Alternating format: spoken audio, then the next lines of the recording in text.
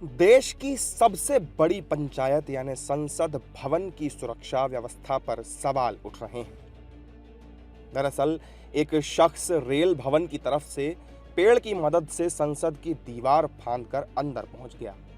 जानकारी के मुताबिक संसद में आकर शख्स गरुड़ द्वार तक पहुंच गया था। घटना सुबह करीब 6:30 बजे घटी। अब इस मामले पर विपक्षी नेता हमलावर हैं और संसद भवन के हमले को याद दिलाकर कड़ी कार्रवाई की बात कर रहे हैं।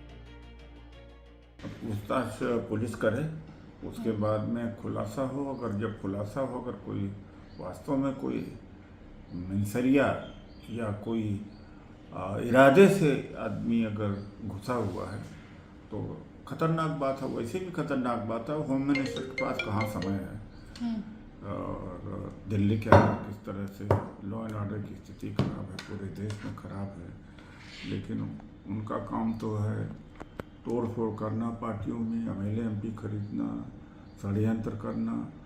तो दिल्ली की वैसे भी कानून व्यवस्था बहुत खराब है। अपने मुख्यमंत्री को नहीं बचा पाए, उनको भी झापड़ लगा।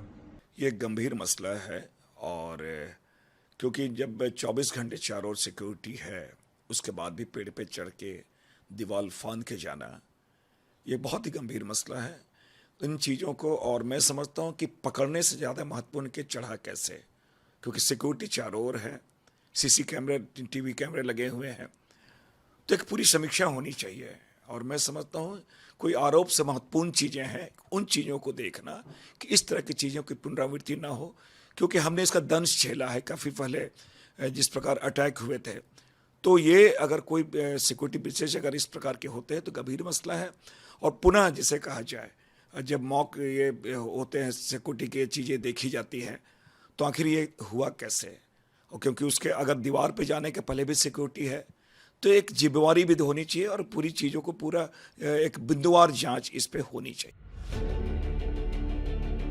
जानकारी के मुताबिक आरोपी शख्स को संसद भवन में मौजूद सुरक्षा कर्मियों ने पकड़ लिया और उससे पूछताछ की जा रही है। साथ ही आईबी समेत कई केंद्रीय एजेंसियां भी आरोपी से जांच पड़ताल करने में जुटी हैं।